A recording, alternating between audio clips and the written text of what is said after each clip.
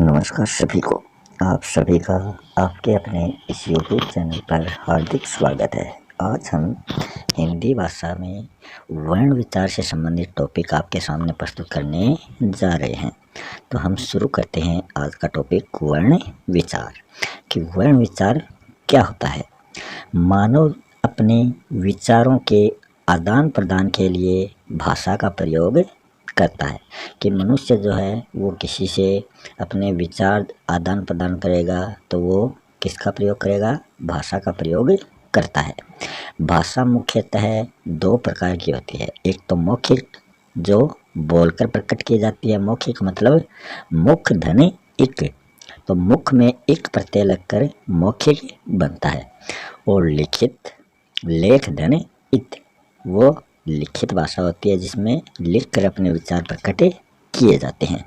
तो मौखिक भाषा वो होती है कि मनुष्य अपने भाव या विचार मुख से बोलकर प्रकट करता है और सामने वाला उन्हें सुनकर ग्रहण करता है, वो मौखिक भाषा है। लिखित भाषा में मनुष्य अपने भाव या विचार लिखकर प्रकट करता है और सामने वाला उन लिखे हुए विचारों को पढ़कर समझता है, तो वो लिखित भाषा कहलाती है। भाषा की सबसे छोटी इकाई जो है वो ध्वनि मानी जाती है। मगर लिखित रूप में अगर बात करें तो ध्वनि का जो लिखित रूप है वो वर्ण कहलाता है। और ये वर्ण भाषा की सबसे छोटी लिखित इकाई कहलाती है।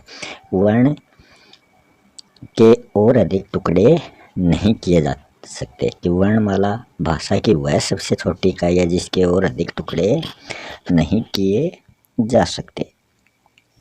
वर्णों के मेल से शब्द का निर्माण होता है। कि जो वर्ण है वो मिलकर किसका निर्माण करते हैं, शब्द का निर्माण करते हैं। और शब्द जो हैं उनके मेल से वाक्य का निर्माण होता है। कि शब्दों का जो मेल है वो वाक्य कहलाता है। शब्द जब वाक्य में प्रयुक्त हो जाता है तो वो पद बन जाता है। जैसे कोई शब्द है वो किसी वाक्य में प्रयुक्त हो गया तो वो शब्द ना रहकर वो पद कहलाता है।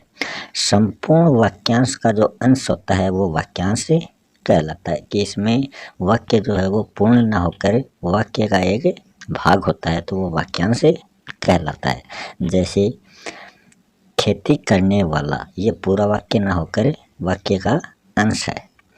संपूर्ण जो लिखित ध्वनि चिन्ह जो हैं उनको वर्णमाला कहा जाता है। कि वर्णमाला किसे कहते हैं, कि जो भी ध्वनि चिन्ह लिखित रूप में प्रकट होते हैं उनको वर्णमाला कहा जाता है। मूल रूप से वर्णों की जो संख्या होती है वो 44 होती है। इसमें 11 जो होते हैं वो तो स्वर होते हैं और 33 जो होते हैं वो व्यंजन होते हैं। तो मूल वर्णों की जो संख्या है वो 44 है। तो इसमें सबसे पहले हम बात करते हैं स्वर। स्वर क्या होते हैं। स्वर जो है ये स्वतंत्र रूप से उच्चारित ध्वनियाँ होती हैं। कि स्वर जो हैं इनको उच्चारित करने के लिए किसी अन्य वर्ण की सहायता नहीं लेनी पड़ती, ये स्वतः उच्चारित होते हैं। ये बिना किसी रुकावट के हृदय की स्वर तंत्रियों से निकलकर बाहर निकलते हैं। इनकी जो संख्या है वो 11 मानी जाती है। फिर स्वर के भी दो भेद होते हैं, ह्रस्व स्वर या लघु स्वर या फिर एक मात्रिक स्वर भी इनको कहा जाता है, क्योंकि इनकी एक मात्रा होती है। इसके में उच्चारण में इनको उच्चारित करते हैं तो कम समय लगता है। ह्रस्व स्वरों की जो संख्या है वो 4 होती है। ए ई उ री, मूल रूप से ये 4 ह्रस्व स्वर होते हैं। मगर अब रे का जो उच्चारण है वो वर्ण की तरह होने लगा है। तो रे जो है वो व्यंजन की तरह इनका उच्चारण होने लगा है। तो ये स्वर ना होकर अब व्यंजन के रूप में प्रयुक्त होने लगा है। फिर दूसरा जो स्वर का रूप है वो है गुरुर या फिर दीर्घ स्वर या द्विमात्रिक स्वर या फिर संधि स्वर या संयुक्त स्वर भी इनको कहा जाता है।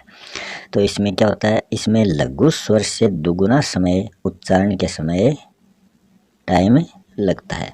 तो इनको उच्चारित करते हैं तो ह्रस्व स्वर से दुगुना समय इसमें लगता है। इनकी जो संख्या है वो 7 होती है। कौन कौन से होते हैं? आ, ई, उ, ए, ऐ, ओ, औ। ये 7 जो हैं ये गुरु स्वर, दीर्घ स्वर या संधि स्वर कहलाते हैं। आ जो है ये ए से मिलकर बनता है। ई जो है वो ई के मेल से होता है। उ जो है वो उ के मेल से होता है। तो ये तो एक जैसे वर्णों के मेल से बनने वाले संधि स्वर हैं। ए जो है ये ए और ई के मेल से ए बनता है। ए का उच्चारण स्थान कंठ है और ई का उच्चारण स्थान तालु है। तो ये कंठ तालु से उच्चारित होता है। ऐ जो है ये आ और ए से मिलकर बनता है। तो आ और ए से मिलकर ऐ का निर्माण होता है। ओ जो है ये ए और ऊ से मिलकर बनता है। ए इसमें कंठ होता है, ऊ इसमें ओष्ठ होता है। तो ओ जो है इसको कंठोष्ठ बोला जाता है। औ जो है ये आ और ओ से मिलकर बनता है। तो यहाँ आ दे रखा है तो यहाँ ए भी हो सकता है, आ भी हो सकता है। यहाँ ओ दे रखा है तो यहाँ ओ भी हो सकता है, औ भी हो सकता है। उसी प्रकार यहाँ पहले भी ऐसे हो सकते हैं। फिर एक विदेशी ग्रहित, जो विदेशी भाषा है वहाँ से ग्रहित जो स्वर है वो है ओ। जैसे डॉक्टर में लगाते हैं ना डो, तो वो विदेशी भाषा से ग्रहित स्वर माना जाता है। तो जो स्वर के मुख्य रूप से 2 भेद होते हैं, मगर जो तीसरा भेद होता है प्लुत स्वर, वो सिर्फ संस्कृत भाषा में ही प्रयुक्त किया जाता है, हिंदी भाषा में उसका प्रयोग नहीं होता। फिर जीभ के प्रयत्न के अनुसार स्वर जो है वो कौन कौन से होते हैं? तो अपनी जो जीवा है उसके प्रयत्न के अनुसार जो स्वर है, इसमें अग्र स्वर जो है ये 4 होते हैं। इसको अग्र, मध्य और पश्च में बांटा गया है। अब अग्र स्वर में 4 कौन कौन से होते हैं? ई, ए, ऐ, इनको अग्र स्वर कहा जाता है। मध्य स्वर में सिर्फ ए स्वर आता है और पश्च स्वर में 5 स्वर आते हैं, आ, उ, ओ, औ। तो ये 5 जो हैं ये पश्च स्वर में आते हैं। तो ये जीभ के आधार पर इनका वर्गीकरण है। फिर मुख की आकृति के आधार पर स्वरों का जो वर्गीकरण है वो कौन कौन से होते हैं? इसमें संवर्त, अर्ध संवर्त, विवर्त और विवर्त, अर्ध विवर्त। तो ये 4 भेद जो होते हैं ये मुखाकृति के आधार पर होते हैं। संवर्त जो स्वर है इसमें क्या होता है? इसमें अपना जो मुख है वो संकड़ा हो जाता है, कि इसमें जो मुख के खुलने का क्रम है वो कम होता है। ई, उ, इन स्वरों को हम उच्चारित करते हैं तो अपना मुख बहुत कम खुलता है। अर्ध संवर्त होते हैं, इसमें संवर्त से थोड़ा अधिक मुख खुलता है। इसमें आते हैं ए और ओ, ये अर्ध संवर्त होते हैं। विवर्त जो होता है, विवर्त स्वर, इसमें मुख जो है वो सबसे अधिक खुलता है। हम आ का उच्चारण करते हैं तो अपना मुख सबसे ज़्यादा खुलता है। अर्धविवर्त वो होता है जिसमें विवर्त से कम मुख खुलता है। इसमें ए, ऐ, औ, ये 3 स्वर आते हैं। तो जीभ और मुख की आकृति के आधार पर हमने स्वर जो हैं उनका वर्गीकरण पढ़ लिया है। अब हम देखते हैं ओष्ठाकृति के आधार पर स्वरों का वर्गीकरण, कि जो अपनी ओष्ठ की जो आकृति है उसके आधार पर स्वर के कितने भेद होते हैं। तो इसमें वर्ताकार और अवर्ताकार। वर्ता मतलब वर्त कैसा होता है? गोल होता है। तो कौन से स्वर उच्चारित करते हैं तो मुख गोल होता है, कौन से स्वर उच्चारित करते हैं तो अपने मुख के जो होठ हैं वो गोल नहीं होते। तो यह होठों के आधार पर ये भेद हैं। तो उ, ओ, औ, ये जो 4 स्वर हैं इनको हम उच्चारित करते हैं तो अपने जो होठ की आकृति है वो गोल हो जाती है, इसके समान, वर्त के समान। अवर्ताकार है ए, आ, ई, ए, ऐ, इनको उच्चारित करते हैं तो अपने होठों की जो आकृति है वो अलग अलग रूप में नजर आती है, वो वर्त के रूप में हमें नजर नहीं आती। फिर है अयोगवाह वर्ण। अयोगवाह मतलब जिनका योग नहीं होने पर भी वो साथ साथ चलते हैं, वो अयोगवाह वर्ण कहलाते हैं। इनका जो उच्चारण है वो हमेशा स्वर के बाद में होता है। तो अयोगवार जो है वो स्वर के बाद में उच्चारित होते हैं। स्वतंत्र रूप से इनका प्रयोग नहीं किया जाता है। फिर है अनुस्वार या अनुनासिक वर्ण। इसमें क्या होता है, इसमें जो एक बिंदु के रूप में इसको प्रकट किया जाता है। इनको हम उच्चारण के समय जो हवा है वो वायु जो है वो मुंह से बाहर निकलती है, तो वो अनुस्वार होते हैं कि जिनको उच्चारित करते हैं तो जो वायु है वो मुख से बाहर निकलते हैं।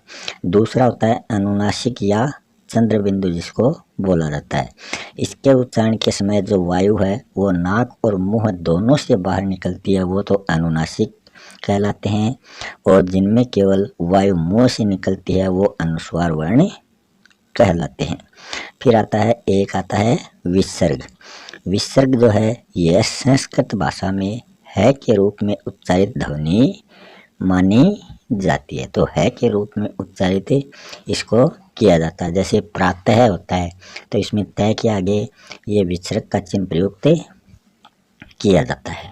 फिर वर्ण का दूसरा जो भेद है वो है व्यंजन। व्यंजन क्या होता है, ये स्वरों की सहायता से उच्चारित होते हैं। व्यंजनों को उच्चारित करते हैं तो हमें स्वरों की सहायता लेनी पड़ती है, ये स्वतंत्र रूप से उच्चारित नहीं होते। ये जब हम व्यंजनों का उच्चारण करते हैं तो ये अपने हृदय की जो स्वर तंत्रियाँ हैं वहाँ से ये निकलकर मुंह के अंदर अलग अलग भागों से वायु टकराकर बाहर निकलती है। तो उच्चारण के समय जो हवा है वो मुंह से अवरोध सहित बाहर निकलती है, वो व्यंजन कहलाते हैं। व्यंजनों की जो संख्या है वो मूल रूप से 33 होती है। फिर है उच्चारण स्थान के आधार पर व्यंजनों का भेद कि उच्चारण स्थान के आधार पर व्यंजन कौन कौन से होते हैं। सबसे पहले है स्पर्शी व्यंजन। इसकी जो संख्या है वो 25 होती है। स्पर्श का अर्थ क्या होता है, छूना या टच करना। प्रत्येक वर्ग अपने हिंदी भाषा में व्यंजनों के 5 वर्ग होते हैं और सभी पांचों वर्गों में 5-5 वर्ण होते हैं।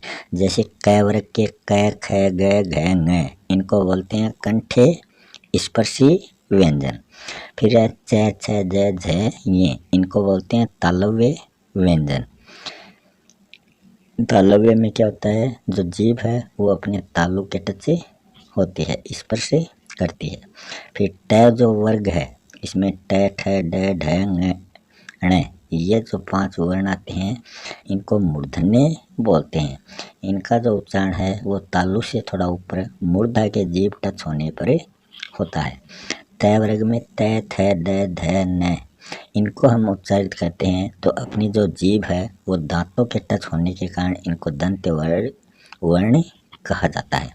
फिर प, फ, ब, भ, म, ये 5 जो वर्ण हैं ये ओष्ठ वर्ण कहलाते हैं। इनको हम उच्चारित करते हैं तो अपने ऊपर वाला होठ और नीचे वाला होठ दोनों मिलकर ये उच्चारित होते हैं। और जिनका नीचे का होठ फटा हुआ हो, बीच से कटा हुआ हो, तो वो इन वर्णों को उच्चारित नहीं कर सकता। कौन से को, प वर्ण को। प, फ, ब, भ, म, इन वर्णों को उच्चारण वो नहीं कर सकता। फिर आते हैं अंतस्थ या अर्धस्वर व्यंजन। तो अंतस्थ जो व्यंजन है इनको अर्धस्वर भी कहा जाता है। इनकी संख्या 4 होती है और ये मुख के अंदर अलग अलग भागों से स्पर्श होने पर इनका उच्चारण होता है। ये, र, ल, व। तो व इसमें ओष्ठ हो गया, र इसमें मूर्धन्य हो गया, इच्चु यशाणाम मूर्धा, तो उस सूत्र में इनका प्रयोग किया जाता है। फिर ऊष्म व्यंजन होते हैं, इनकी संख्या भी 4 होती है।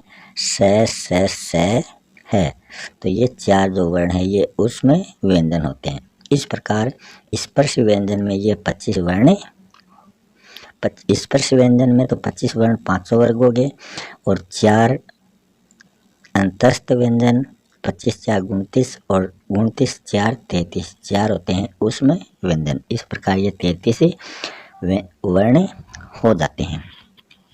फिर इसमें संयुक्त व्यंजन और होते हैं जिनकी संख्या होती है 4। इसमें क्ष जो है ये क और श से मिलकर बनता है।